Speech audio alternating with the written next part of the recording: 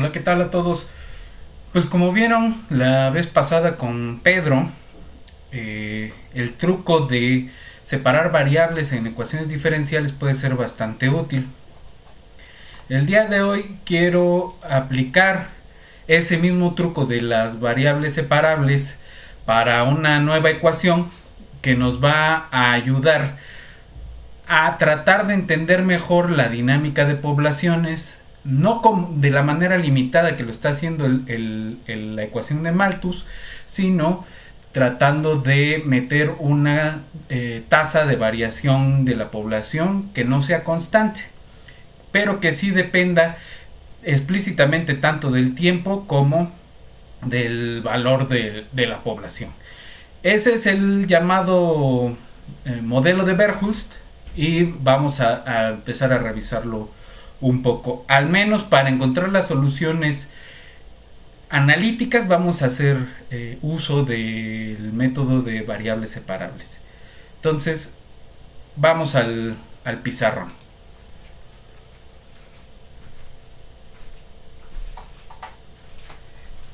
Si se acuerdan, habían quedado al final de la clase con Pedro con la ecuación siguiente. Tienen la derivada de alguna cantidad que en el caso de nosotros puede ser una población, el valor de una población al tiempo t va a variar de forma constante respecto del tamaño de la población al tiempo t. Esta tasa es una constante y lo que vamos a tener en el caso en el que a es menor que 0 es el caso de la desintegración radiactiva, y el a mayor que 0 es el crecimiento exponencial.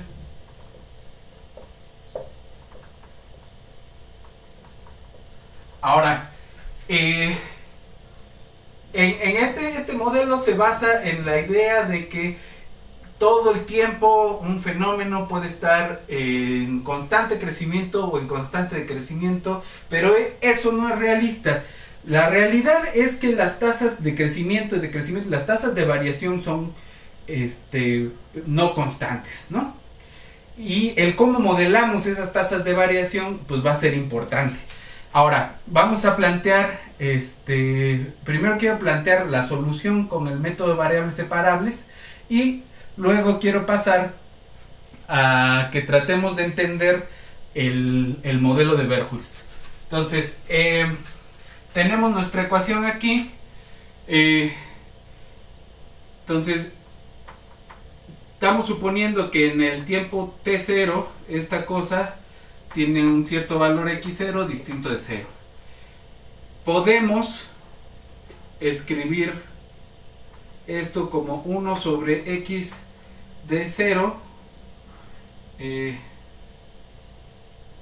1 sobre x de t por la derivada de x respecto de t igual a a. Luego integramos de los dos lados. Tenemos 1 sobre x de t, la derivada respecto de t de x es igual, de todo esto integrado respecto a t va a ser igual a la integral de la función constante a respecto de t. Esta expresión de aquí la podemos plantear un cambio de variable de tal forma que esta expresión de aquí pues la podemos ver como si u es igual a 1 sobre x, entonces tenemos a u aplicada a x de t, punto, ¿no? Aquí. Entonces esta expresión de aquí la podemos reescribir como la integral de 1 sobre x respecto de x y la integral de la constante a respecto de t. Toda esta derivación de esta expresión, lo que nos está queriendo decir es que esta ecuación integral y esta ecuación diferencial son en cierto sentido equivalentes. En particular, una solución de la ecuación integral va a ser una solución de la ecuación diferencial, pero eso lo vamos a ver con más cuidado en las siguientes sesiones. Ahora, lo que quiero convencerlos es que este paso no es un paso mortal. Entonces, esta parte de aquí, pensemos que lo que estamos haciendo es simplemente un cambio de variable, y ese cambio de variable nos ayuda a reescribir la expresión de esta forma.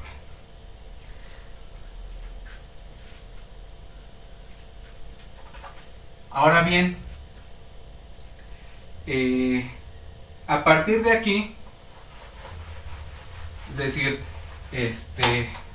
partimos de esta y decimos, bueno, esta ecuación es equivalente a nuestra ecuación integral, esta de acá. ¿Cómo solucionamos esto? Entonces tomamos esta parte, pues es un logaritmo natural del valor absoluto de x más una constante de integración, y esta parte de aquí pues es a por t más otra constante de integración. Esto de aquí es como la x representa una población, entonces siempre es positivo, entonces vamos a tener el logaritmo natural de x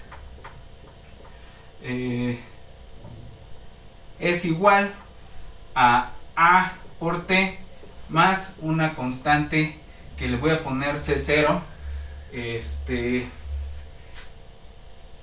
sacando la exponencial de los dos lados tenemos que la x de t pues es e a la at más C0, o reescribiendo cierta k, que la k no va a ser otra cosa que e a la C0, es acá por e a la at. Y bueno, ¿quién es esa e a la C0? Pues no es más que x en el 0, ¿no? X en el 0, que era x0, ya lo borré por ahí, pero no es otra cosa que e a la C0. Bien. Entonces ese es el crecimiento exponencial. ¿Cuál es el problema del crecimiento exponencial? Que no hay ningún proceso en la naturaleza que crezca de manera ilimitada. No hay ganancias ilimitadas. No hay poblaciones que crezcan de tamaño ilimitado. Hay poblaciones que tienen ciertas fases que parecen ser ilimitadas. Fases de puro crecimiento constante, pero tienen un límite. Y ese límite viene dado por variables que dependen de todo el sistema. En este caso vamos a decir que existe cierta capacidad de carga del sistema, es decir, cierta población arriba de la cual ya no es posible seguirse reproduciendo. Si se pasa la población de ese tamaño máximo que aguanta el sistema, se van a empezar a morir y ya no va a haber una siguiente generación, ¿no? Entonces vamos a plantear ahora un modelo en ese sentido. Vamos a mandar a Malthus por los refrescos, y vamos a reescribir nuestra ecuación de un modelo de poblaciones con una nueva hipótesis, que la población tiene que alcanzar cierto máximo, y a partir de ese máximo va a tender hacia un valor asintótico. El modelo que vamos a plantear es el siguiente. La derivada es decir, el cambio en la población en el tiempo va a verse como una tasa que ya no es constante por la población al tiempo t. Esta tasa que ya no es constante y que puede depender de ambos, ¿no? Depende de la población y de el tiempo. Puede tener distintas formas, pero la que vamos a proponer es la siguiente. Queremos que esto se vea como algo que es posible alcanzar menos la población al tiempo t sobre cierta capacidad de carga por x al tiempo t, ¿no?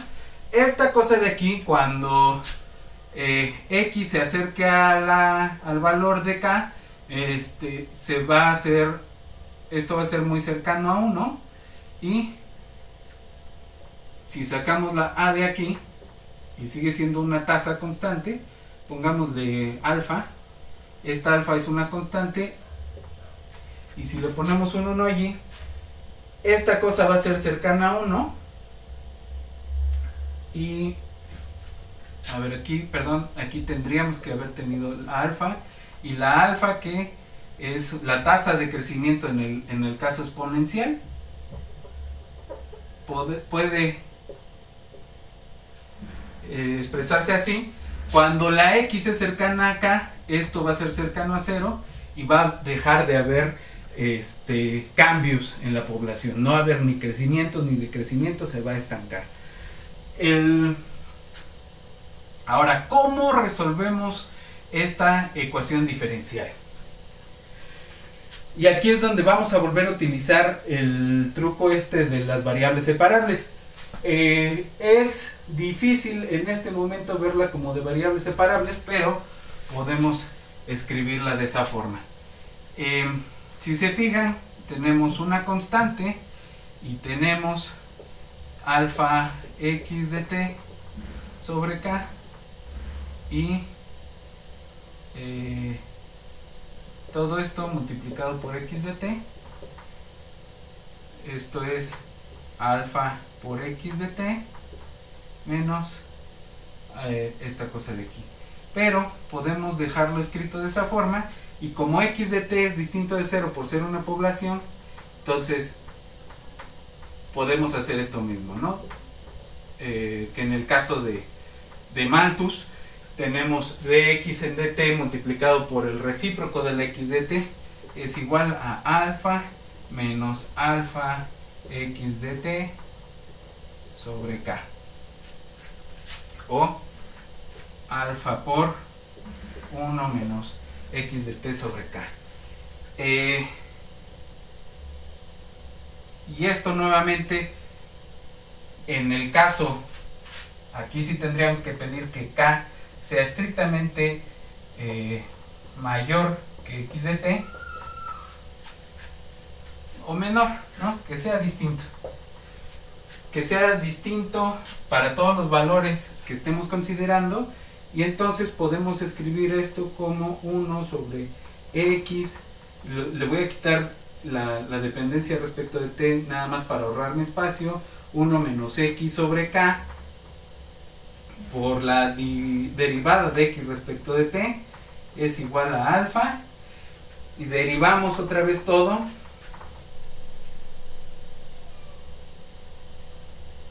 respecto de t, dx en dt, x por 1 menos x sobre k respecto de t es igual a la integral de la constante alfa respecto de t. Esto otra vez podemos hacer un cambio de variables adecuado.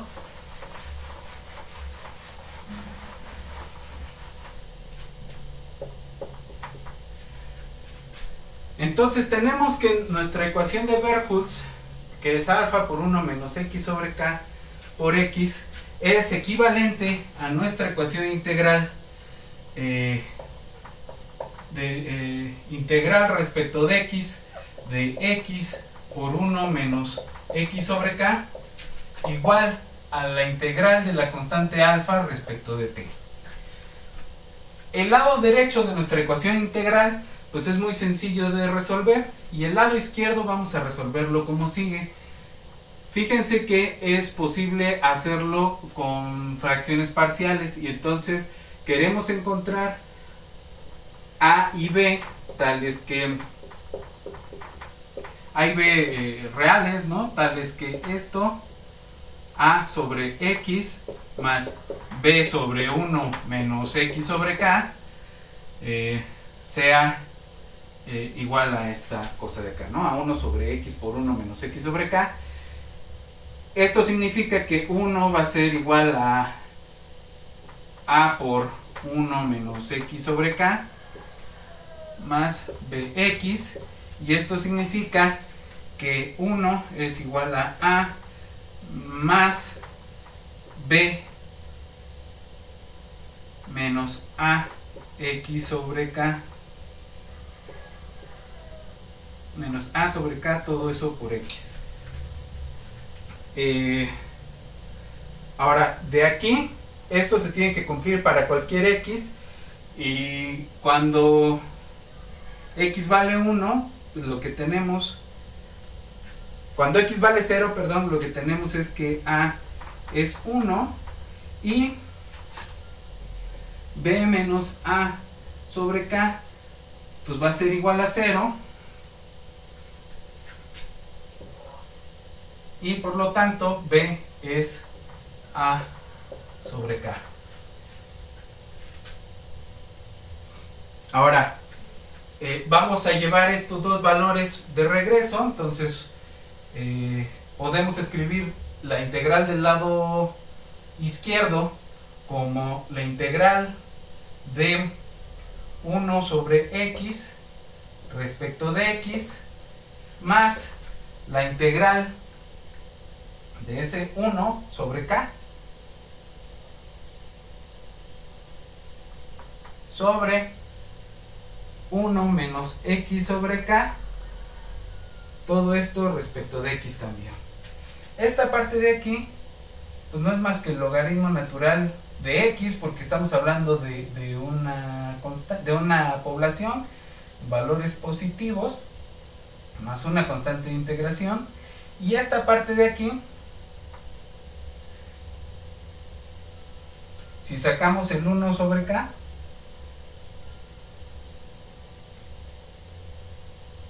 esto es la integral de 1 sobre 1 sobre K menos, 1 menos X sobre K respecto de X. Esto es una K. Y este de aquí pues va a ser, tenemos logaritmo natural de X más 1 sobre K logaritmo de 1 menos X sobre K más una constante de integración.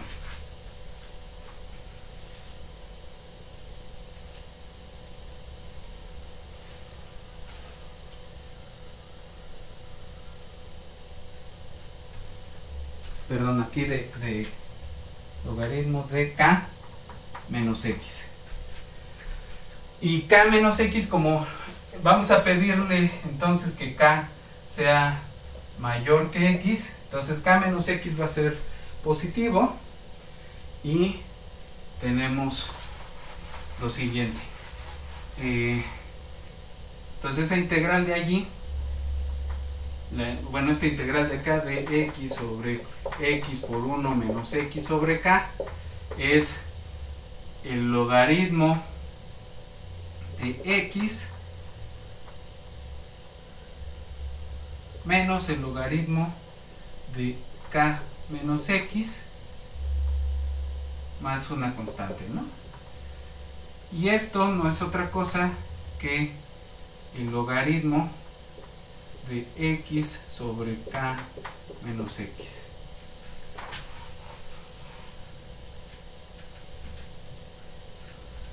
Así que la ecuación integral que teníamos entonces se resuelve con logaritmo más nuestra constante 0, logaritmo de X sobre K menos X va a ser igual a alfa por T, todo esto más cierta constante C tilde. eh, tomando otra vez, como en el otro caso, la exponencial en ambos lados de la ecuación, tenemos que x sobre k menos x es igual a e a la alfa t por cierta k, que no es más que e a la c tilde.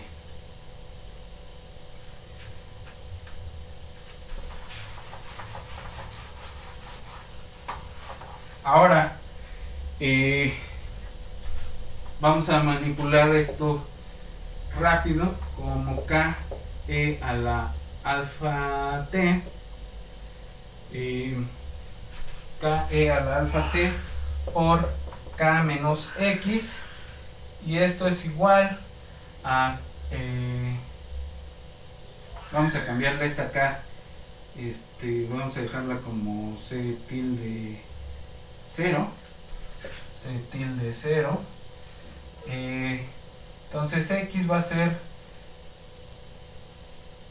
c tilde 0 e a la alfa t por k menos c tilde 0 e a la alfa t por x.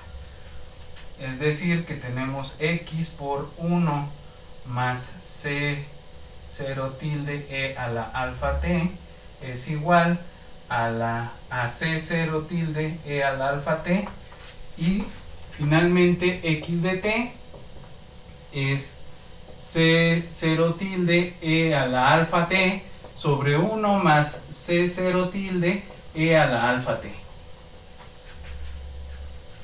Y vamos a ver quién es esa c0 tilde, pero como sea, ya recuperamos una forma general de la solución de la ecuación de Verhulst, y ahora vamos a ver quién es esta c0. Cuando t es 0, esto es c0 tilde sobre 1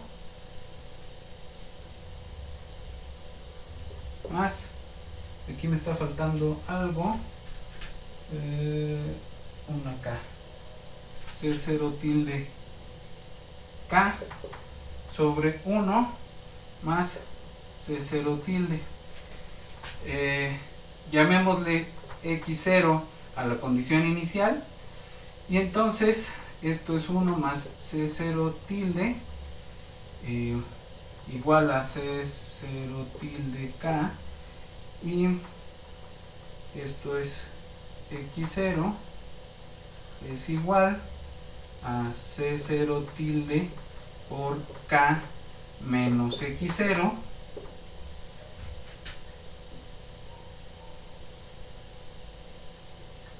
y por lo tanto c0 tilde no es más que x0 sobre k menos x0. Y entonces ahora sí ya tenemos una forma explícita de la solución, que la voy a escribir de este lado.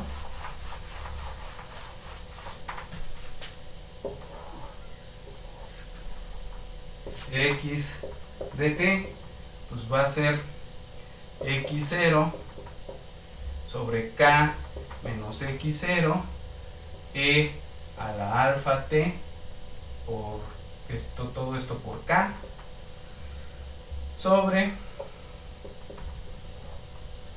1 más x0 sobre k menos x0 e a la alfa t.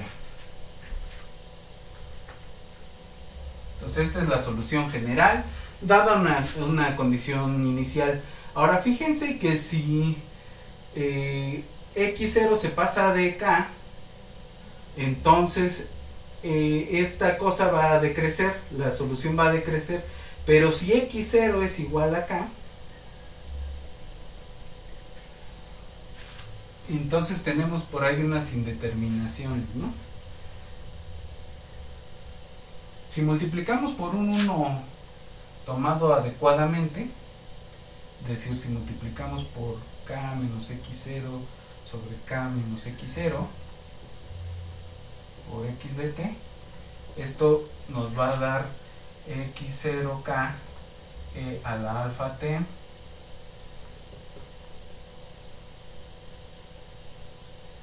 por 1, perdón, k menos x0 más x0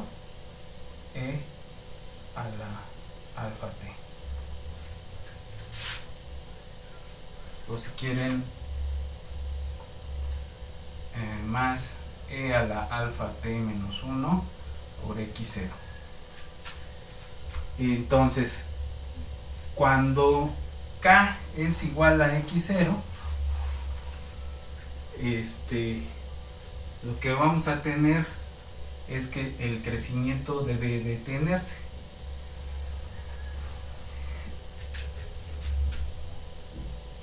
Pero eso lo vemos con cuidado en las siguientes sesiones. También va a hacer falta ver por qué funciona el truco de la separación de variables. Pero eso lo vemos en la sesión que sigue.